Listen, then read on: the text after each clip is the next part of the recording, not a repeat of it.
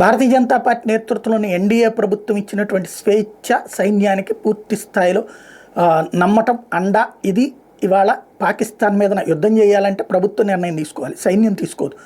యుద్ధాన్ని అమలు చేసేది సైన్యం. ఆ విధమైనటువంటి ధైర్యాన్ని, ఆ విధమైనటువంటి తెగింపుని ప్రదర్శించి పబ్లిక్లో పాజిటివ్ అవ్వాల్సిన భారతీయ జనతా పార్టీని దెబ్బ తీసుకొచ్చినటువంటి కాన్సెప్ట్ మధ్యప్రదేశ్కి సంబంధించినటువంటి మంత్రి కూసినటువంటి కోతలు. బీజేపీ ప్రభుత్వమే అక్కడ కూడా ఉంది.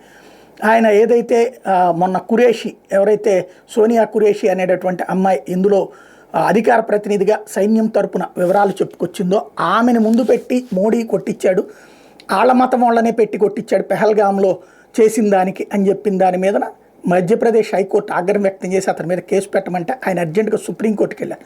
సుప్రీంకోర్టు తీవ్రంగా మందలించి ఇమ్మీడియట్గా క్షమాపణ చెప్పు అంటూ రేపటికి వాయిదా వేసింది. ఇప్పుడు ఆయన క్షమాపణ చెప్పాడు. బట్ దారుణమైనటువంటిది. యాక్చువల్గా అయితే మంత్రి పదవి నుంచి తీసేయాలట్టంటే వాళ్ళు.